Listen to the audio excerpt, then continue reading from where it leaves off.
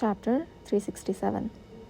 Considering that Kishir would be moving all night without rest, Yidhir couldn't waste time sitting still inside the prison. He had no intention of sleeping anyway, and his mental fatigue had subsided thanks to the unexpected visitor. Yidhir glanced at Robel, who was still sleeping, then rose from his seat.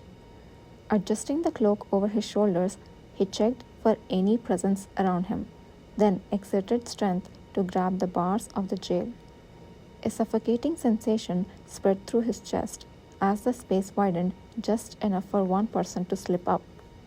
When he went outside and returned the bars to their original position, only an empty jail cell remained, as if no one had ever been there.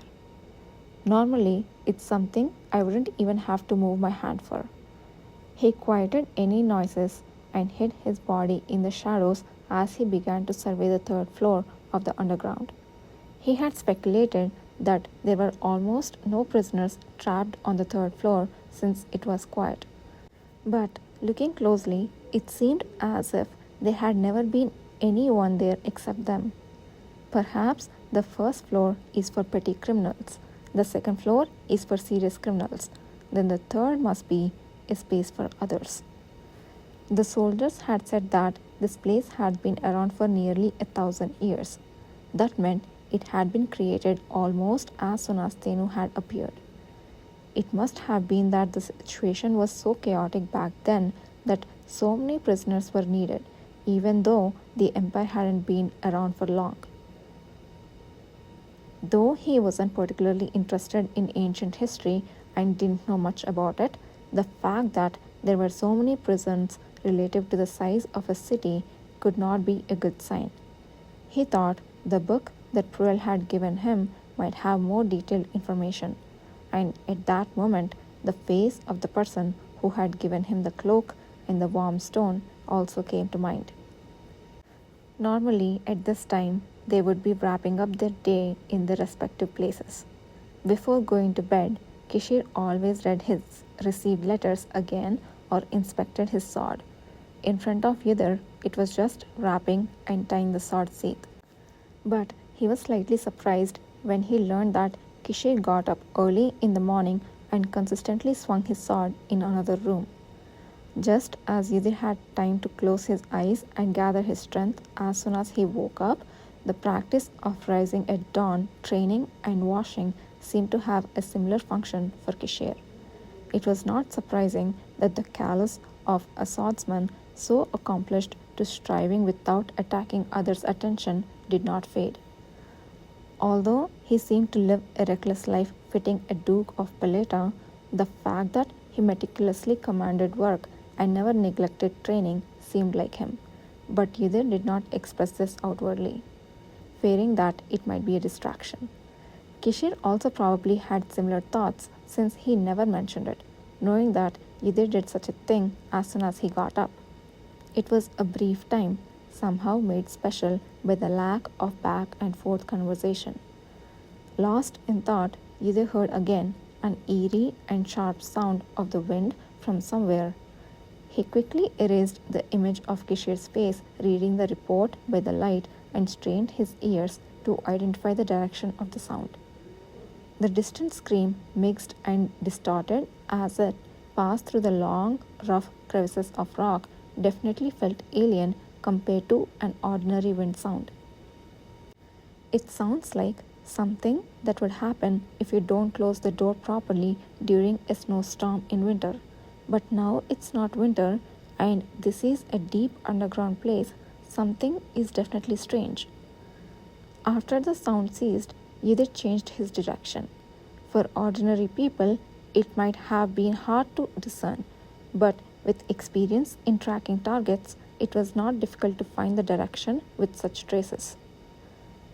A short while later, Yidhir arrived at a point he deemed closest to where the sound had come from. Is this the place? It was the end of an empty corridor. The cells nearby were vacant, and naturally, there were no signs of human presence. However, something about the location bothered him. If there were a fourth floor, the stairs would have been located around here. The prison had been constructed in such a way that the stairs were placed at opposite ends on each floor to counter any potential escape attempts. If the stairs going down from the ground to the first floor were at the right end, then to go down to the second floor, one had to go all the way to the left end, and to go down again to the third floor, one had to go back to the right end. And where Yudhir was standing now was the far opposite end from stairs that led down to the third floor. He began to look around, searching for anything unusual, but nothing caught his eye. There is no place for the wind to leak through, but I definitely heard it here. Then, louder than before, the sound of the wind came again. Because it was the loudest in that place, it seemed as though human voices were strangely mixed with the wind. The sound quieted down again. Although the surroundings became still as if nothing had happened, Yudhir's senses remained sharply alert. There might be something after all, but it's too dark to examine properly. I have no choice but to conjure a flame. Summoning a flame the size of a candle, he began to scrutinize the end of the corridor and the nearby cells in great detail. As he felt along the weathered stone wall, he suddenly perceived an unexpected texture. Upon illuminating it, he discovered it was some faintly carved symbol. Is this not the crest of the Tain family? The Tain's family's crest was a shield intertwined with deer antlers. It was a symbol that almost exactly matched the seal Yudhir had seen at the end of the letter from the Duke of Tain. Finding it engraved on the prison wall was quite mysterious. He continued to feel around and soon found a second symbol not far away. The two symbols were engraved at the same height, facing each other. After confirming that no other wall bore the same symbol, Yudhir decided to step back for the time being. The patrol should be coming around again soon. During his time in the prison, he had been mentally counting to gauge the soldiers' patrol intervals. Since the number he had been estimating was almost at its limit, he had to leave soon. I timed it just right. Yudhir had just re-entered his cell when he heard the soldiers coming down from the second floor. Rubel was snoring in oblivion. As he pretended to sleep, Yudhir heard the approaching soldiers muttering. The Duke thought he was as good as dead, and yet he even gave him that expensive cloak. Look at the jewels on that guy's clothes. Wonder how much they are worth?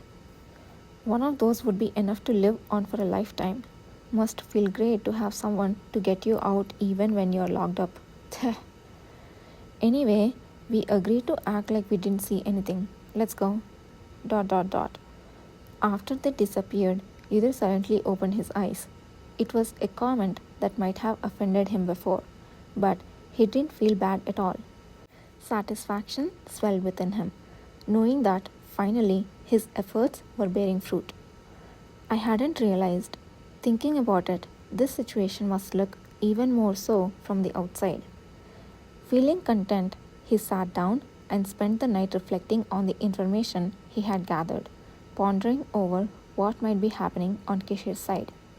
It promised to be a night far from tiring. The next day, Yudhir was eating breakfast with Rubel bought by the soldiers, who were astonished by the fact that he had slept so soundly when Tenu Knight Commander Jamir Phil arrived. He wore a disgusted expression as he informed him that, just as Yudhir had expected, there would be no second investigation and that he would be released soon. Last night, His Grace Duke Paleta and the cavalry found the real culprit behind the murder. Regrettably, they did not capture the culprit, but they did rescue Graham Wilhelm, who was nearly abducted by them. Therefore, you will be released soon. Is that true? Release him and let him go. Whether Rubel was surprised or not, Jamir Phil turned away after saying what he needed to say. Yudhir rose abruptly from his seat, watching the soldiers unlocking the door with keys. Go on. I don't know what happened while I was asleep. Suddenly? So quickly? Seeing Yudir, who was not surprised at all, Rebel seemed to want to ask something, but he closed his mouth, perhaps conscious of the soldiers. When they stepped outside the prison, those who had been waiting greeted them enthusiastically. Yudir, you're out. Sleeping in a cold place for the night. Home is still the best, right? Huh? Ever was not seen, but a substantial number of other familiar faced members had gathered. Though not surprised by his release, seeing either slightly disconcerted by his colleagues who proudly pounded on him in front of the security management team, Robel wore an expression that seemed both knowing and unknowing. Why are you looking like you are wondering why so many have gathered? Finn Eldor, standing at the front, grinned mischievously and slapped his arm for the first time in a while. Either said that garbage is to be cleaned up after everything is done, so we have come to clean it up. Let's go. The cavalry members charged unanimously at the Tenno Knights, resonating with Finn's words. Get out of the way, the commander said he is going to make a cavalry investigation headquarters here, so make room. This is our place now. We are taking the chairs, one for each person. What? What's going on? Before the bewildered knights could react, the cavalry members rushed inside the security management team with a cry, an air of determination not to let anyone stop them. As Yudir looked on impassively, someone standing beside him chuckled. My assistant's prediction was spot on. Of course, the real beginning is now. Commander, Kishir pulled Yudir's shoulder, directing him towards a carriage on one side. Where are we going?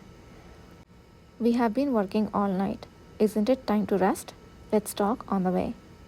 The Peleta Knights led Robel, who looked bewildered, towards another carriage in the back. Yudir, along with Kishir, climbed into a carriage and left the security management team, heading back to the mansion of Baron Wilhelm.